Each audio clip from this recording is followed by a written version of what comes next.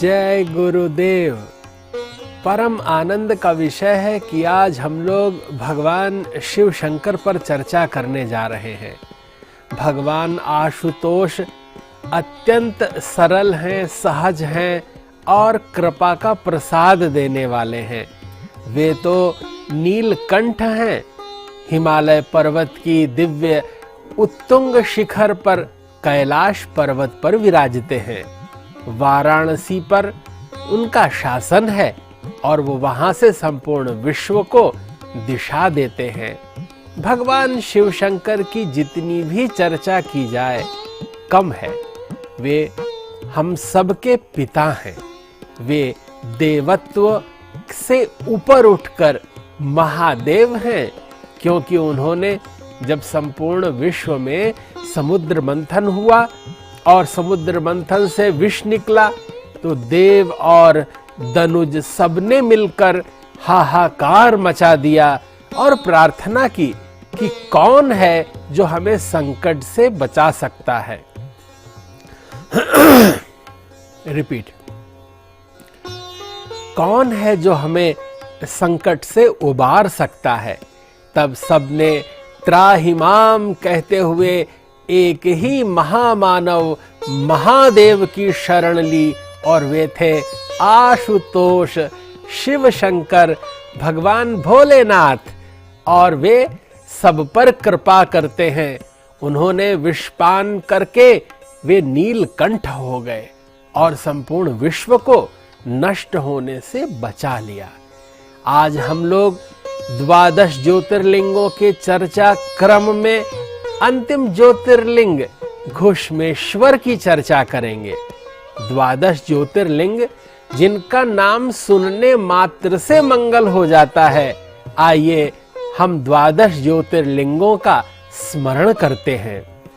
सौराष्ट्रे सोमनाथं च श्रीशैले मल्लिकार्जुनम उज्जयिन्यां महाकाल मोंकार ममलेश्वरम परल्यां वैद्यनाथं च डाकिन्यां भीमशंकरम सेतुबंधे तुरामेशं नागेशं दारुकावने वाराणस्यां तु विश्वेशं त्र्यंबकं गौतमी तटे हिमालये तु केदारं घुश्मेशं च शिवालये एतानि ज्योतिर्लिंगानि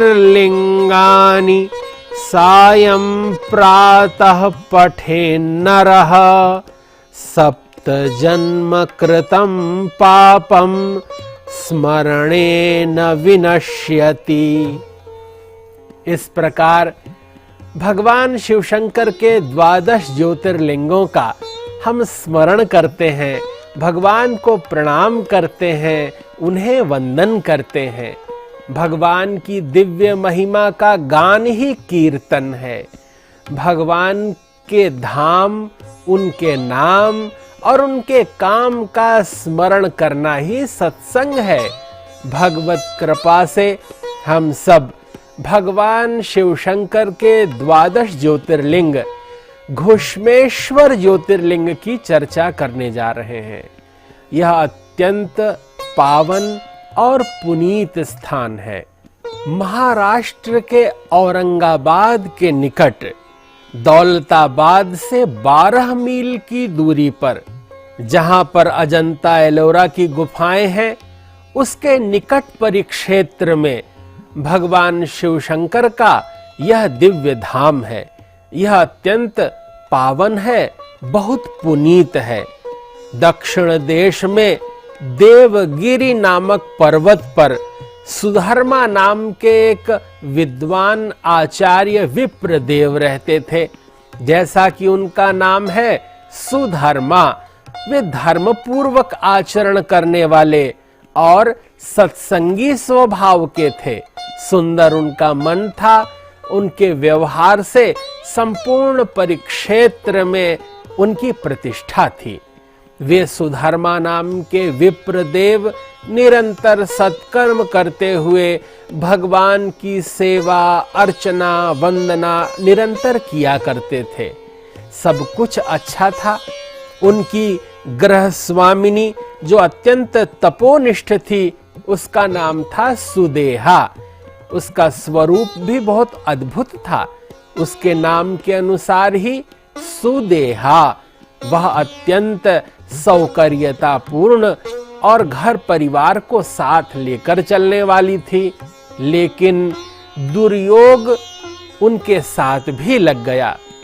सभी कुछ सारे उपाय करने के बाद भी भगवत कृपा नहीं हो रही थी। उनके घर में कोई संतान नहीं थी। पुंनाम नरका त्रायते सपुत्रः। किसी भी दंपति की यह कामना होती है कि उसे एक संतान प्राप्त हो जो कुल तारक हो, जल अर्पित करने वाली हो, पिंडदान करता हो। एक संतति की अभिलाषा सुधर्मा और सुदेहा के मन में निरंतर रहती थी। सुदेहा ने देखा कि उसके पतिदेव कुछ कहते तो नहीं, लेकिन मन ही मन बहुत आकुल व्याकुल हैं कि एक दिव्य संतान हो जाए।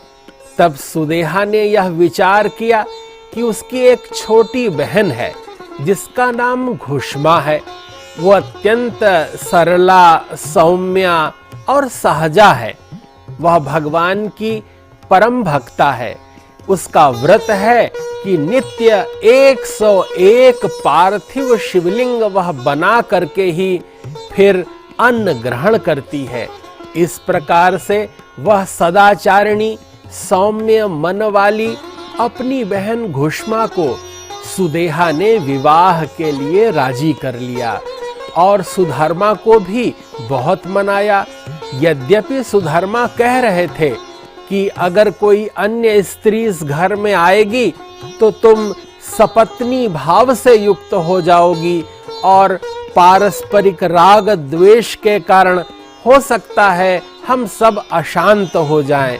लेकिन सुदेहा ने बार बार सुधर्मा को समझाया कि ये अत्यंत सौम्य है, मेरी छोटी बहन है, आप इससे विवाह कर लीजिए। सुधर्मा करते क्या न करते अंत में राजी हो गए। उन्होंने घुष्मा से पाणी ग्रहण संस्कार कर लिया।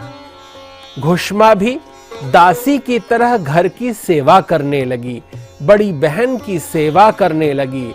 नित्य 101 पार्थिव शिवलिंग बनाकर घर के पीछे सरोवर में जाकर के उन्हें जलार्पित करती थी। इसके बाद ही वह कुछ आहार लेती थी। धीरे धीरे वह समय बीतने लगा। सुधर्मा के घर में एक छोटे शिशु ने जन्म लिया। घुष्मा मां बन गई। तब घुष्मा और सुदेहा दोनों आनंद पूर्वक उल्लास के साथ उस शिशु का पालन पोषण करने लगी। लेकिन जैसे जैसे घुष्मा का वह पुत्र धीरे धीरे बड़ा होने लगा, सुदेहा के मन में कपट का बीज पड़ गया। उसके मन में यह लगने लगा, अब मेरा इस घर में क्या है, सब कुछ तो इसी घुष्मा का है, इसके बच्चे का है। और वह अपने आप को पराया महसूस करने लगी। समय बीतता गया। वह छोटा सा बीजांकुरण अब वृक्ष की तरह पल्लवित पुष्पित हो गया था। क्रोध और ईर्ष्या का वह वृक्ष विकराल हो गया। देखते ही देखते सुदेहा ने यह पाया कि घुष्मा के पुत्र का विवाह हो गया और उसके भी संतान हो गई। परिवार बहुत बढ़ गया। लेकिन सुदेहा अपने आप को पराया मानने लगी थी। मन के वशीभूत एक दिन सुदेहा ने अपने उस छोटे से बालक को, जिसको पाल पोस कर बड़ा कर दिया था, घुष्मा के उस पुत्र को रात्रि में सुदेहा ने उस बालक के शरीर को अस्त्र द्वारा विभिन्न स्थलों से क्षत विक्षत कर दिया और उसके शरीर को ले जाकर के सरोवर में बहा दिया। अगला दिन घुष्मा तो भगवान की सेवा पूजा में लगी रही, लेकिन सुधर्मा विलाप करने लगे, रोने लगे। सुदेहा भी झूठ मूठ ही रोने लगी और विलाप करने लगी। तब धैर्य पूर्वक घुष्मा ने भगवान की सेवा अर्चना वंदना पूजा करने के बाद 101 पार्थिव शिवलिंग बनाकर पीछे सरोवर में जब वह सिराने के लिए गई, तब उस क्षण उसने देखा कि उसका पुत्र उधर से चला आ रहा है। भगवान शिवशंकर की कृपा हो रही थी। चारों ओर आकाश मंडल में देवता मानो पुष्प वर्षा करने के लिए तैयार थे। बिजली चमकने लगी, आकाश कौंधने लगा, भगवान शिवशंकर प्रकट हो गए, दुंदुभिनाद होने लगा। त्रिशूल की चमकती हुई रश्मि से मानो संपूर्ण संसार सराबोर हो रहा था। भगवान शिवशंकर क्रोध युक्त थे और आते हैं घुष्मा के निकट आकर यह कहते हैं कि सुदेहा ने तुम्हारे पुत्र के साथ यह उचित नहीं किया, उसका शरीर क्षत विक्षत करके इस सरोवर में डाल दिया था, अब वह मेरे त्रिशूल से बच नहीं पाएगी। घुष्मा भगवान शिवशंकर के पैर पकड़ लेती है, प्रार्थना करती है कि जैसे मेरे पुत्र के नहीं रहने पर मैं दुखित हुई थी, अगर मेरी बहन भी नहीं रहेगी तो मैं उसी भांति दुखी होऊंगी। अगर आपको मारना है तो मेरी बहन के उस कुविचार को मारिए जिसके कारण उसने मेरे पुत्र की हत्या की थी। भगवान आशुतोष शिवशंकर अद्भुत प्रसन्न हो गए, गदगद हो गए और वे अपने वैरी के प्रति भी इस तरह का स्नेह भाव देख करके घुष्मा के प्रति प्रशंसा पूर्ण वचन कहने लगे और कहा कि मेरी भक्त इसी तरह से होने चाहिए, इसी प्रकार भगवत्ता का विकास होता है। घुष्मा प्रसन्न हो गई, शिवशंकर से प्रार्थना करने लगी कि जैसे आपने मेरा पुत्र मुझे वापस किया, आप लोक कल्याण के लिए सदा सदा के लिए यहाँ ज्योतिर्लिंग के रूप में विराजित हो जाएं। भगवान शिवशंकर ने घुष्मा को प्रसन्न होकर यह वरदान दे दिया, तथास्तु कह दिया और वे आज तक वहां निरंतर कृपा की बरसात करते हुए घुष्मेश्वर नाम से विद्यमान है। बोलिए घुष्मेश्वर ज्योतिर्लिंग भगवान की जय। यह पावन पुनीत अद्भुत दिव्य कथा सुनने वाले के परिवार में कभी विछोह नहीं होता। जो संपर्क टूट जाते हैं वे भी जुड़ जाते हैं। भगवान शिवशंकर की प्रत्यक्ष कृपा प्राप्त होती है।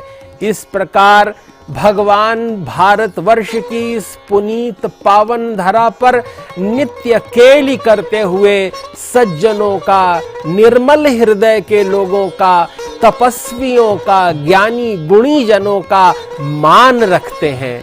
भगवान जो शुद्ध अंतःकरण पर रीझते हैं, अपनी पूजा अर्चना पर मुग्ध हो जाते हैं और कोई एक बार भी ओम नमः शिवाय ऐसे इस दिव्य पंचाक्षर मंत्र का जप कर लेता है, पाठ करता है, तो भगवान उसके ऋणी हो जाते हैं।